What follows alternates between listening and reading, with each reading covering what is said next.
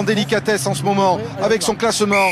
C'est parti, dernier match de cette 16e journée. Le coup d'envoi est donné fort, long, dans les 22 et dans les bras de Louis Picamol par Brock James. C'est la première charge du numéro 8 international. Brock James pour l'ouverture du score, ça passe entre les hautes paires. Toulouse, voilà. UG vu à l'intérieur, il est passé, Johan UG. Va-t-il y aller tout seul? L'ailier international, la passe acrobatique pour Médard et le premier essai du Stade. Et Brock James réduit le score. Deuxième pénalité réussie par le demi d'ouverture. Sur Doussin de la part de Damien Chouli. Et Jean-Marc Doussin ajuste un très beau coup de pied.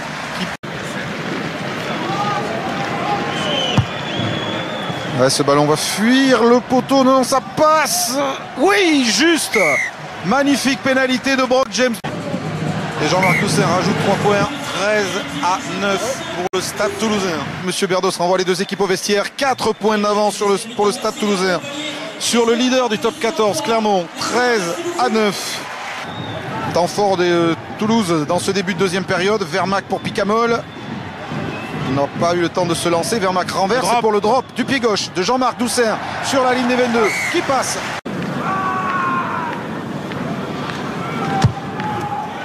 Avec très beaucoup de pieds.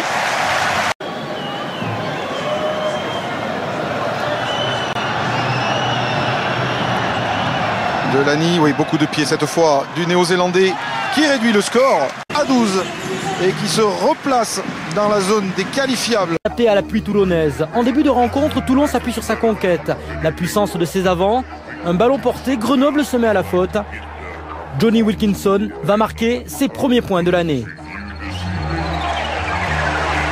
La rencontre forme. À la pause, c'est Grenoble qui mène 12-9. Cette rencontre. Toujours fermé, le spectacle n'est pas au rendez-vous. Les joueurs se réchauffent comme ils peuvent. Et on va passer aussi par une petite empoignade musclée. Jonathan Best et les Toulonnais en viennent aux mains. Concentrez-vous bien, il reste 3 minutes, Toulon mène 21-15. Voici en direct le tournant de la rencontre. Touche sur la ligne des 50 mètres, Grenoble va se mettre à la faute. 7 bleus rentre sur le côté dans le môle. Avantage en cours pour les Toulonnais. Oh, la longue vissée de Guito vers Drew Mitchell, remise intérieure avec de la réussite. Hermitage récupère, efface Boucher. Attention de ne pas jouer avec le feu quand même. Oui, il y a un avantage en cours, le bras tendu de Monsieur Cardona avec Wilkinson dans la ligne Mikotadze. 3 minutes à jouer, Mikotadze qui s'arrache. On est revenu dans le camp grenoblois. Wilkinson de la vitesse, la sauté, l'interception. Oh, l'interception de Ratini au bout. C'est un essai en solitaire. Essai du Fidji Ratini incroyable.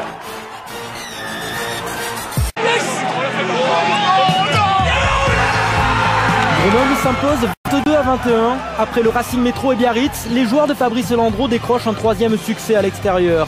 Attention. Des crampons boueux et beaucoup de mêlées auxquelles on peut assister, et des mêlées plutôt stables depuis le début du match jusqu'à celle-ci où tout d'un coup le pack d'Oyonnax en rouge prend le dessus sur celui du Racing avec Monsieur Garcès qui lève le bras et qui verra que sans l'avantage, il faut revenir 5 minutes. 3 sur 5 la semaine passée pour Régis Lespinasse face à Clermont. Mais là, ce coup de pied, il le réussit. Et enfin, débuteur se dit que maintenant, on va jouer toutes les touches sur les pénalités du côté du Racing. Mais voilà, Oyonnax monopolise quand même le ballon. Même si là, Eddy Benarous parvient à arracher ce ballon qui est important. Mais Monsieur Garcès va s'analyser. Et derrière, Lespinasse a l'opportunité de donner un avantage de 6 points. C'est fait avec ce coup de pied et réussi. Il reste quelques minutes, il faut marquer un essai maintenant au Racing pour gagner. Le Racing qui a une pénalité à la 80e minute, ça fait 7 minutes et 30 secondes de temps additionnel maintenant, et les attaques du Racing qui se succèdent les unes après les autres sans la moindre faute quasiment du côté d'Oyonnax, mais sans le moindre mètre gagné non plus du côté du Racing qui a la plus mauvaise attaque du championnat, souvenez-vous-en.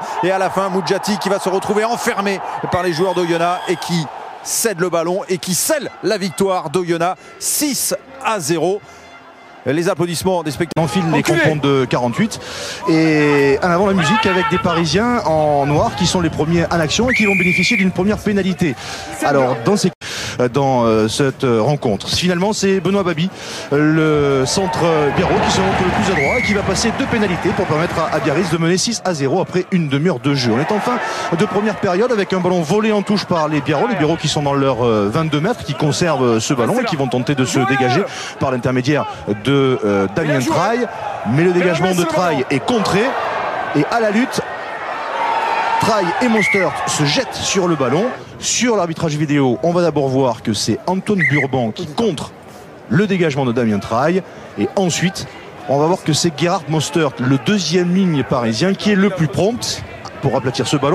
L'essai est accordé, ça fait 6-5 pour Biarritz à la pause. Vous voyez qu'à la mi-temps, le temps s'améliore franchement. Début de seconde période, la mêlée parisienne, on le sait, c'est un des points forts du Stade Français depuis le début de la saison. Et là encore, ils prennent le dessus face au Biarro et bénéficient d'une pénalité. Cette fois, Julien Dupuis va se montrer beaucoup plus adroit que durant le premier acte. Cette fois, avec le vent dans le dos, il va passer 2 pénalités et permettre au Stade Français de prendre l'avantage au score pour la première fois du match. 8-6, puis 11, encore complètement gagné. Surtout que les Biarros, eux aussi, finalement, tentent des choses avec ici Petersen qui remonte ce ballon, qui tente une relance, il trouve une brèche dans la défense parisienne, il est finalement lui aussi repris, mais le ballon est toujours pour les Biarros, ça sort rapidement, let's go Yachvili qui allonge, ça passe pour Harry Nordoki, Bourreautou, il y a un surnombre peut-être, Bourreautou qui croise avec Fono, mais là encore ça se termine par un en avant. Les Biarros qui n'arrivent pas à sortir de leur moitié de terrain, ni même de leurs 22 mètres, ils sont face au vent, ils sont obligés de remonter le ballon à la main, donc multiplie les temps de jeu, souvent au près avec ici Furneaux qui est stoppé tout de suite, et puis on multiplie les attaques au ras avec un nouveau ballon, puis cette fois un ballon perdu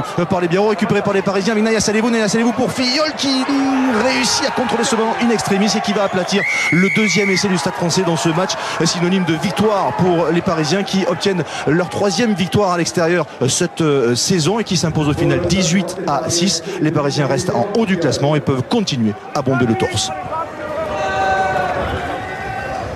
Ambitieux en ce début de rencontre, des Bayonnais en confiance après leur succès face à Toulouse. On joue depuis 4 minutes seulement. Lovo Balavou en bleu avec les couleurs bayonnaises est stoppé sur la ligne des 22 mètres. Monsieur Péchambert accorde un avantage en faveur de cette équipe bayonnaise. Mathieu Belli alors alerte son demi d'ouverture. Chandelle de Stephen Brett dans les 22 mètres. Chandelle capté par Geoffrey Michel. Vous entendez le coup de sifflet de l'arbitre. On reviendra donc à cette pénalité. Et Stephen Brett, qui est remplacé dans cet exercice des tirs au but Bustos Moyano, laissé lui sur le banc, ouvre la marque et c'est Bayonne à Perpignan qui mène 3-0. La réaction catalane intervient très rapidement, 3 minutes seulement de jeu après cette première pénalité. Et Thomas Loulou ici qui s'offre un déboulé dans la défense bayonnaise. C'est Joero Kosoko qui finalement le reprend. Nicolas Durand a bien suivi, il va alerter Vautou, mais Vautou est plaqué sans ballon. Là aussi Monsieur Péchambert intervient et offre à James Hook l'occasion d'égaliser. L'ouvreur et le buteur gallois ne se manquent pas, 3 partout entre ces deux équipes. Arrive alors la 32e minute dans cette rencontre et la plus belle action du match. 2 minutes 40 de jeu et de la folie aux 4 coins du terrain. Ça débute avec Lovo Balavou qui alerte ici Marvin O'Connor. Retour intérieur, on retrouve des soutiens avec Olivon. Bayonne joue un superbe rugby, on avance sur chacun des impacts. La défense bayonnaise, la défense catalane est limite aux abois. Et ici Marvin O'Connor n'arrive pas à se saisir de ce ballon, au contraire de David Marty. Turnover en faveur des Catalans et Sofiane Guitoun qui alors contre-attaque. Il échappe tout d'abord à 2 défenseurs, accélère, manœuvre parfaitement son dernier défenseur, mais Fuster lui aussi joue bien le coup, il oblige Sofiane Guitoun à lever les yeux, passe parfaite au pied pour son 3/4 centre qui ne va pas réussir à se saisir de ce ballon. L'action va être stoppée puisque ici est bien le 3/4 centre. Vautou se met à la faute. Magnifique action d'essai donc laissée en cours de route pour cette équipe catalane. James Hook juste avant la pause retrouve une occasion d'offrir 3 points d'avance à son équipe. Ce ballon s'envole dans les airs, il y a beaucoup de vent à Aimé Giral et le ballon flirte avec le poteau, il le touche même. Sofiane Guitoun lui a parfaitement suivi l'action et aplati cet essai au nez et à la barbe de la défense bayonnaise. Coup du sort pour cette équipe de Bayonne qui vraiment avait résisté durant 40 minutes et qui sur la sirène voit ce ballon heurter le poteau et Sofiane Guitoun toujours bien placé. C'est impeccable ici, inscrire ce premier essai. Au ralenti, regardez Sofiane Guitoun, il est à gauche, dans l'axe des poteaux. On le voit, il ne quitte pas du regard ce ballon. C'est lui qui sera le premier à pouvoir profiter de ce rebond un petit peu capricieux et permettre donc à son équipe de mener à la mi-temps 10-3. Le vent de la victoire souffle donc peut-être de nouveau à Aimé Giral quand Bayonne de son côté voit ses rêves de victoire s'envoler. Au retour des vestiaires, en effet, Perpignan ajoute une nouvelle pénalité et accélère par Tom Écochard, le demi-mêlée remplaçant de Nicolas Durand. Thomas Écochard qui ici franchit la ligne, a-t-il aplati? Monsieur Péchambert demande la vidéo au ralenti. Un en avant est commis par le jeune demi-mêlée bayonnais. L'essai ne peut donc être validé. Partie remise seulement pour les Catalans puisque sur la mêlée qui suit 2 minutes plus tard, et bien c'est ici Luc Naraway, à peine entré en jeu, qui s'échappe de la mêlée et aplati dans l'embut. récompense enfin des énormes efforts faits tout au long de la soirée par cette équipe catalane, par cette équipe de Perpignan entraînée par Marc Delpoux qui voit ses hommes mener 20-3 mais qui voit aussi son équipe se relâcher. Bayonne alors en profite, on joue les dernières minutes dans cette rencontre. Le match est plié 20-3 pour Perpignan. C'est sûr, la victoire ne sera pas bayonnaise, mais les Bayonnais vont tout donner, ne rien lâcher dans les dernières secondes. Et Bastien Fuster, ici, eh bien, en bout de ligne, vient concrétiser et récompenser le bon travail, la bonne prestation, encore une fois, de cette équipe bayonnaise qui, malheureusement, pour elle, eh bien, doit une nouvelle fois s'incliner sur un score très lourd, 20-8, victoire finale donc pour les Catalans. 9e défaite en 9 matchs à l'extérieur pour des Basques qui n'ont jamais rien lâché mais qui repartent sur le bonus défensif pourtant mérité au vu de la rencontre. Soulagement en revanche côté catalan. Perpignan met fin à une série de 5 défaites en top 14. Un joli cadeau de Noël, certes avec un peu de retard, mais qui lance parfaitement cette année 2004. Parle tout seul de la détermination bréviste et cela se voit d'emblée, même si là sur cette mêlée ce sont les Corésiens en blanc qui sont sanctionnés. Fabien Pelouse. Oui, ils sont récompensés, surtout une belle entame de Montpellier sur ces 10 premières minutes. Benoît Payog, le buteur le plus précis du top 14, près de 89% de réussite, eh bien, ne manque pas l'occasion d'ouvrir le score 3-0. Mais sur le coup d'envoi, le coup de renvoi suivant, réplique des brévistes, un ballon porté qui est doublement porté par le public, vous l'entendez, qui va pénétrer dans les 22 mètres et qui va pousser les Montpelliérains à la faute. Ouais, autant vous dire qu'on a vu beaucoup par le côté en prenant un petit peu le périphérique pour venir contrecarrer cette belle organisation bréviste. Gaëtan Germain, 18 points la semaine. Ces brévistes très forts en mêlée, très organisés collectivement et ça vient récompenser. Voilà, on va apprécier la longueur et la puissance de Gaëtan Germain. L'action a duré un peu plus d'une minute et permet en tout cas aux brévistes. Donc à ce score de 15-6, Montpellier ne détient pas le bonus, mais il y a la sirène qui retentit et un dernier coup d'orgueil, coup de boutoir pour peut-être aller chercher une faute et ils vont la décrocher. Et ouais, c'est important pour décrocher parce que Payog est sorti. Est-ce qu'on a déjà manqué 2 coups de pied? Et c'est François Trinduc qui réussit de 40 mètres en face à la 81e minute cette pénalité qui offre le bonus défensif à Montpellier. Voilà, victoire plein. Ce sont les Bordelais en blanc qui donnent le coup d'envoi de cette première journée de l'année 2014. Le premier match de cette nouvelle année. Comptons pour la 16e journée du top 14 avec un ballon directement mis en touche par Brice Dulin. Première occasion pour Bordeaux de passer des points dans ce match par l'intermédiaire de Nicolas Sanchez. L'équipe de Bordeaux, on vous le rappelait tout à l'heure, qui a la meilleure attaque à l'extérieur de ce top 14. 11 essais marqués lors des matchs à l'extérieur. La première pénalité qui passe 3-0. De son pied gauche, pas facile. Ça prend la direction des poteaux et ça va faire 3 points. 3 partout entre Castres et Bordeaux-Bègles. Et ça passe une nouvelle fois. Ça fait donc 6-3 pour Castres. Romain Lonca, lui, ne se pose pas de questions et va essayer de remettre les 2 équipes à égalité. Ça passe. Voilà qui est fait, 6 partout. Alors qu'on est dans la dernière minute de cette première période.